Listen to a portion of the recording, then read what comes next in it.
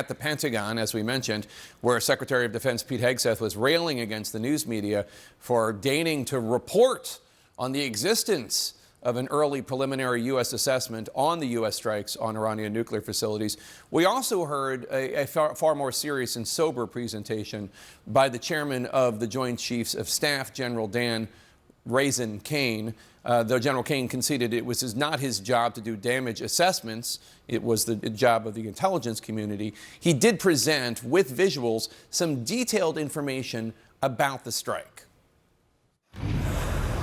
The cap was forcibly removed by the first weapon, and the main shaft was uncovered. All 6 weapons at each vent at Fordo went exactly where they were intended to go. We know that the trailing jets saw the first weapons function, and the pilots stated, quote, "This was the brightest explosion that I've ever seen. It literally looked like daylight."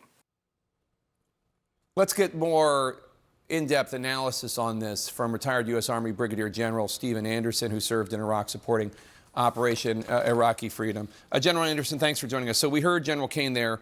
He showed a test video of what a bunker buster does. How does that test video compare to what you think actually happened?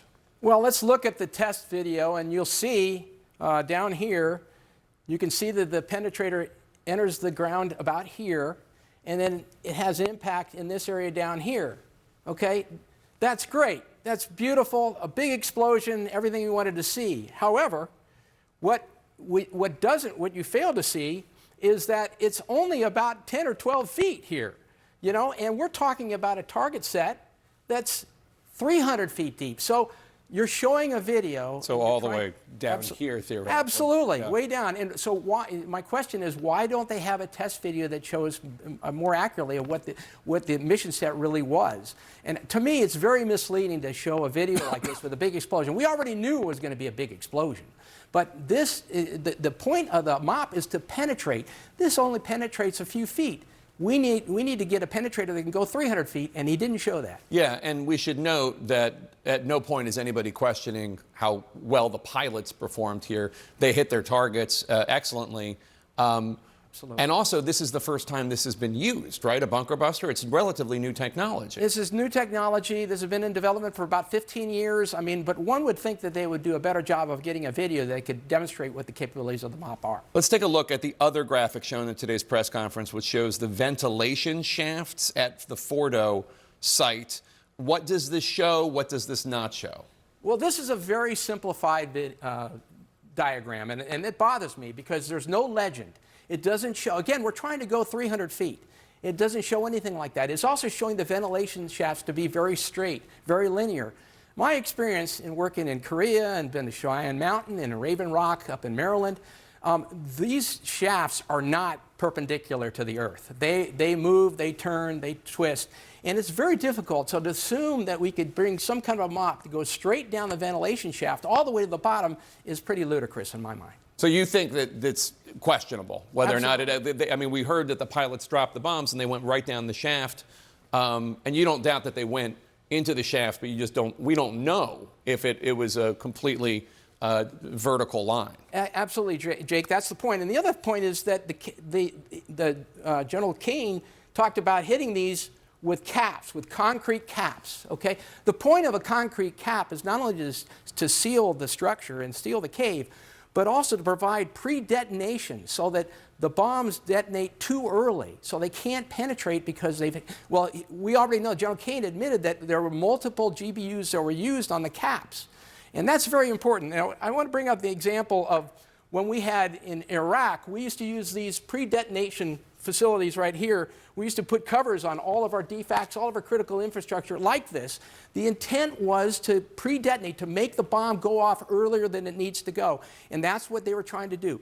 The other thing that would tell me about those caps is they knew that we were going to hit them. That's why they put the caps there. What other things did they do to mitigate the effect of the GBUs? What other fortifications that we don't know about? Absolutely. And Secretary Hegseth said he was not aware of any intelligence suggesting that any enriched uranium was taken from these 3 sites before the strike. he's not watching the same media that the rest of us are. I mean, there is open source reporting that on Wednesday, perhaps 15 trucks left Isfahan loaded for bear. One of the 3 sites. Absolutely, one of the 3 sites. That's where the highly enriched uranium was. And we already know it's easy to transport. It was only 400 kilograms, so you could fit it in the back of a van.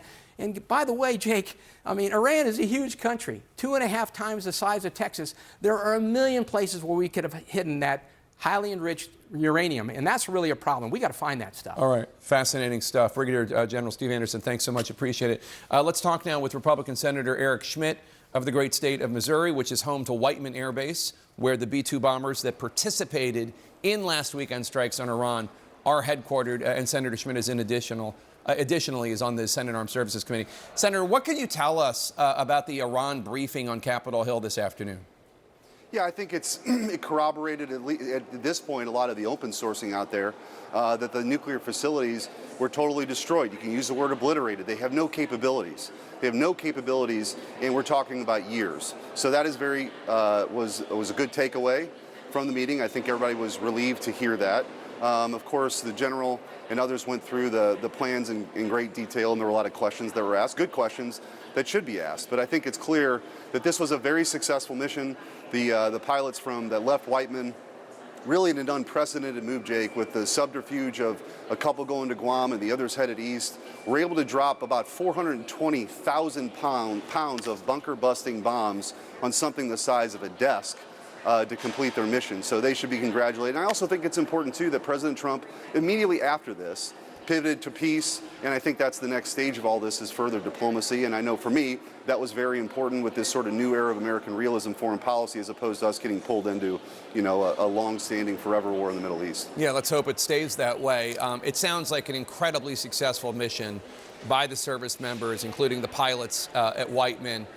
We still don't know, and we won't for a while, the complete and final intelligence review of what was destroyed, how set back the program is. Being set back years is great. Being set back forever, even better. What information are you still waiting to hear? Well, I think you're right. I mean, we're going to continue to monitor. The good thing here is, Jake, is that the conventional weapons of the Iranians have been completely wiped out. The Israelis control all of that airspace. So any concerns about anything that might happen in the short term, that's just not probably realistic because the Iranians have been totally wiped out from the air. They were surprised by this, but the Israelis sort of pressed air dominance, and they still have it. So the Iranians, I think it's one of the reasons why they were so willing to enter into the ceasefire and hopefully into some fruitful discussions here to have a long-standing peace. And I also think it's worth mentioning, Jake, in President Trump's first term, you had the Abraham Accords. This, of course, sets the stage maybe for the march of a second round of those Abraham Accords. So, look, yes, we got to hold on to all of this, but the ingredients are all there, hopefully, for something very positive long-term.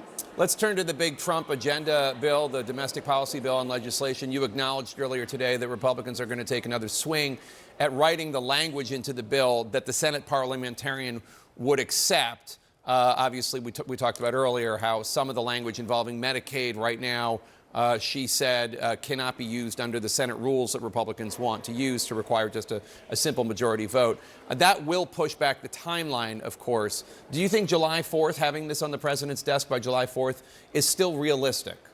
I do. I don't think that whatever happens in the next day or so with a redrafting of language will push us beyond the sort of the weekend window. We're all committed to being here over the weekend, whether that's Saturday or Sunday, which still gives the House time to be able to act. And we're committed. I mean, we're still working through, individual items, but we're getting very close because everybody's committed to delivering on President Trump's, campaign promises. No tax on tips, no tax on overtime, making sure those tax cuts are extended. That would be a $4 trillion tax increase. That'd be thousands of dollars for every family. You have money to secure the border. You have money for deportations. You have money for our national defense. So I think we're all still very well committed to that, and we're still on track timing-wise.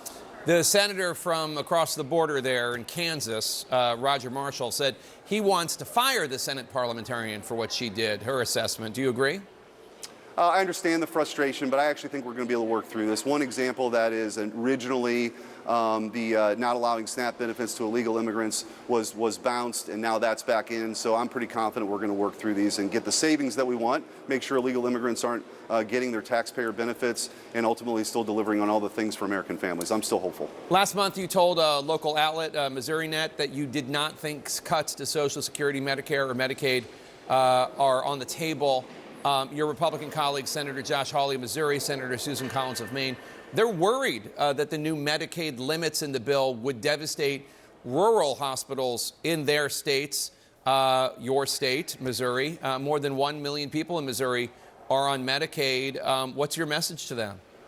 The benefits aren't going to get cut here. I think we've been very clear about the only people that would lose benefits here is if you're an illegal immigrant or you're not eligible. But nobody who's eligible is going to lose. And if you're an able-bodied adult, there'll be some work requirements. That's it. And I actually think we're doing a lot of work to strengthen the system for those who need it most. Pregnant moms, poor kids, individuals with disabilities. I have a provision to cut through the waiting list so more individuals with disabilities can actually access services that they need. So we want to strengthen it for the people who need it most. But as far as anybody that wouldn't be receiving benefits, that's going to be limited to illegal immigrants.